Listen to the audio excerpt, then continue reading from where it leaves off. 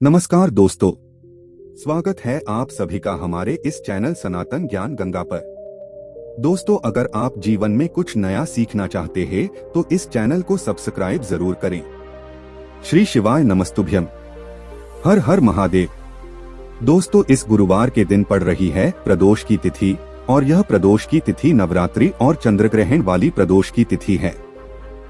पूज्य जी ने कहा कि इस तिथि में आपको सिर्फ एक बूंद घी से एक ऐसा उपाय करना है जो आपकी शिक्षा के लिए बहुत उपयोग में आने वाला है, जो आपके व्यापार के लिए बहुत उपयोगी होगा, जो आपकी नौकरी के लिए बहुत लाभदायक होगा और जो आपके घर में धन धान्य को बढ़ाने के लिए या फिर आपकी ऐसी कोई मनोकामना को परिपूर्ण करने के लिए जो बहुत दिनों से अधूरी है, लेकिन वह बहुत सारे उपाय बहुत सारे प्रयास करने के बावजूद भी पूर्ण नहीं हो पा रही है। तो पूज्य गुरुजी ने कहा कि ये उपाय आपकी सारी मनोकामना को बहुत शीघ्रता से परिपूर्ण करेगा।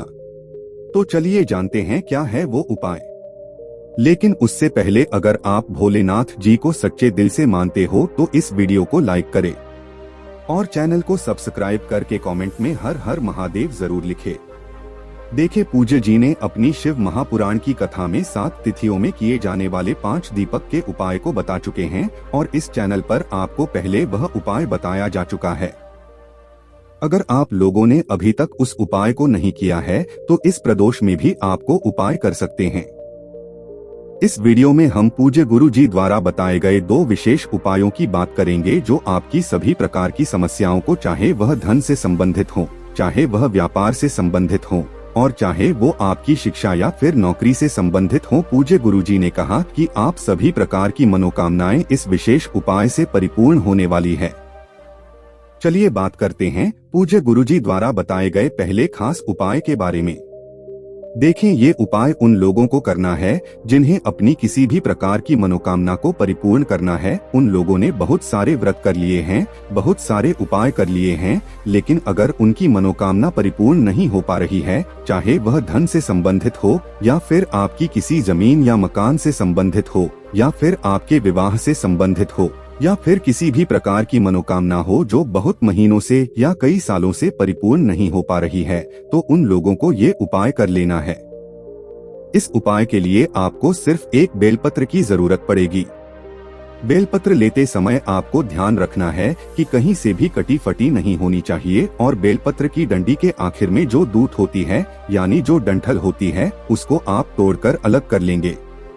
आपके पास अगर बेल पत्र नहीं है तो आप शिवालय जाकर शिवलिंग के ऊपर चढ़ी हुई बेलपत्र को उठाकर जल से शुद्ध करके फिर आप उसका भी इस्तेमाल कर सकते हैं। फिर इसी के साथ आपको 1 बूंद या 2 बूंद, जितना भी आपको शुद्ध देसी घी मिल जाए उतना ही आपको ले लेना है और साथ ही साथ आपको एक छोटे से गुड़ का टुकड़ा ले लेना है। इसके बाद सबसे आखिर में आपको 1 लोटा जल ले लेना है। जला तांबे के पात्र में ले लीजिएगा। अब ये सारी सामग्री लेकर आपको पहुंच जाना है शिवालय। देखे, पूज्य जी ने बताया कि ये उपाय आपको शाम को प्रदोष काल के समय में करना है। प्रदोष काल के समय में आप जानते हैं कि साक्षात महादेव शिव शिवलिंग में विराजमान होते हैं, इसलिए प्रदोष की तिथि में ये उपाय आप लोग प्रदोष काल में करिएगा। प्रदोष काल के विषय में अगर आप लोगों को जानकारी नहीं है तो आप लोगों को जान लेना चाहिए कि शाम को जब सूर्यास्त होते हैं तो उससे 45 मिनट पहले का समय और 45 मिनट बाद का समय, यानी ये जो 1.5 घंटे का समय होता है, यह प्रदोष काल का समय कहलाता है और इसी समय आपको ये उपाय करना है। देखिए, अब शिवालय पहुंचकर सबसे पहले आप 1 लोटा जल धीरे धीरे शिवलिंग में समर्पित करते जाएगा और लगातार शिव महापुराण के मूल मंत्र श्री शिवाय नमस्तुभ्यम का स्मरण करते जाएगा।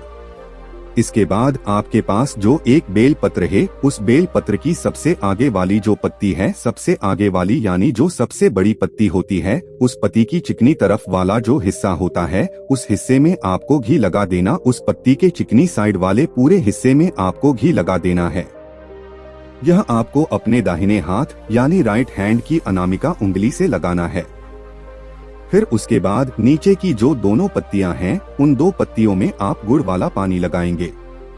देखिए, आपने जो एक गुड़ का टुकड़ा लिया है उसको अच्छे से चुरा कर लीजिए और उसमें थोड़ा सा जल मिला लीजिए। अब इस गुड़ को आपने लेप की तरह तैयार कर लिया है। अब इसी गुड़ के लेप को आप बेल पत्र के नीचे की जो 2 पत्तियां होती हैं उन्हें पत्तियों में चिकनी तरफ आपको लगा देना है। ऊपर वाली पत्ती पर घी लगा दीजिए और नीचे की दोनों पत्तियों पर आप ये गुड़ वाला जल लगा दीजिए। उसके बाद यह बेलपत्र आपको अपने हाथ में रखनी है और महादेव से अपनी उस मनोकामना को परिपूर्ण करने के लिए प्रार्थना कर लेनी है।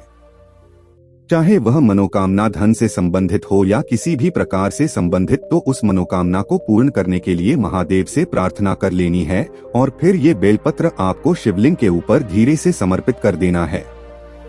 पूज्य गुरुजी ने कहा कि बेलपत्र की चिकनी साइड का हिस्सा शिवलिंग में स्पर्श करेगा और बेलपत्र की डंडी का हिस्सा आपको अपनी तरफ रखना है।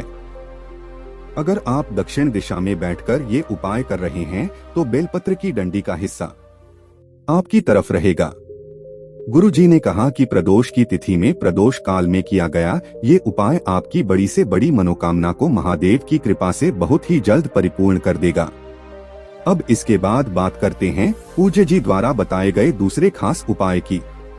देखें, ये उपाय उन लोगों को करना है जिनकी शिक्षा में कोई दिक्कत है या फिर जिनके व्यापार में कोई समस्या आ रही है और या फिर जिनकी नौकरी में कोई बाधा आ रही है, तो उन लोगों को ये उपाय कर लेना है। इस उपाय के लिए भी आपको सिर्फ एक बेलपत्र लेनी है, लेकिन बेलपत्र लेते समय आप ध्यान रखेंगे कि ये कहीं से भी कटी फटी नहीं होनी चाहिए। और साथ ही साथ आपको ले लेना है एक लोटा जल।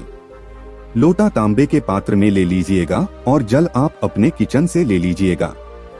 बस सिर्फ ये 2 सामग्री लेकर आपको पहुंच जाना है शिवालय। पूज्य गुरुजी ने कहा कि ये उपाय भी आप कोशिश करेगा कि प्रदोष काल में ही कर लें। अगर प्रदोष काल में आपको मौका मिल जाता है तो प्रदोष काल में कर ले, नहीं तो फिर पूरे दिन में किसी भी समय इस उपाय को कर सकते हैं। अब देखिए, सबसे पहले आप अपने दाहिने हाथ में बेलपत्र रखेंगे। बेलपत्र की जो डंडी का हिस्सा होगा वह आपकी तरफ रहेगा और बेलपत्र की चिकनी साइड का हिस्सा ऊपर की तरफ रहेगा। यानी जो खुरदुरे शायद का हिस्सा होगा वो आपकी हथेली पर टच करेगा यानी स्पर्श करेगा। बेलपत्र आपको ऐसे रख लेनी है और इसी बेलपत्र के ऊपर आपको यह एक लोटा जल रख लेना है। फिर उसके बाद आपको अपने इसी हाथ से यह एक लोटा जल इस प्रकार से धीरे धीरे शिवलिंग के ऊपर समर्पित करते जाना है और लगातार शिव महापुराण के मूल मंत्र श्री शिवाय नमस्तुभ्यम का स्मरण करते जाना है। धीरे धीरे जल समर्पित करने के बाद आप जो एक बेल पत्र ले गए हैं उसको अपने ऐसे ही हाथों से शिवलिंग के ऊपर समर्पित कर दीजिएगा। बेलपत्र समर्पित करते समय आपके जीवन में जो समस्या चल रही है, जो शिक्षा से संबंधित समस्या चल रही है, जो नौकरी से संबंधित समस्या चल रही है या फिर जो व्यापार से संबंधित समस्या चल रही है, उस समस्या को दूर करने के लिए आप महादेव से प्रार्थना करते हुए यह बेलपत्र आप शिवलिंग के ऊपर समर्पित कर देंगे। गुरुजी ने कहा कि ये उपाय आपके जीवन में चल रही शिक्षा को अच्छी प्रकार से चलाएगा। आप अगर शिक्षा प्राप्त नहीं कर पा रहे हैं या फिर आपकी नौकरी में कोई बाधा आ रही है या फिर आपके व्यापार में तरक्की नहीं हो पा रही है, तो प्रदोष के दिन किया गया ये उपाय महादेव की कृपा से आपकी इन तीनों समस्याओं को बहुत ही जल्द समाप्त कर देगा।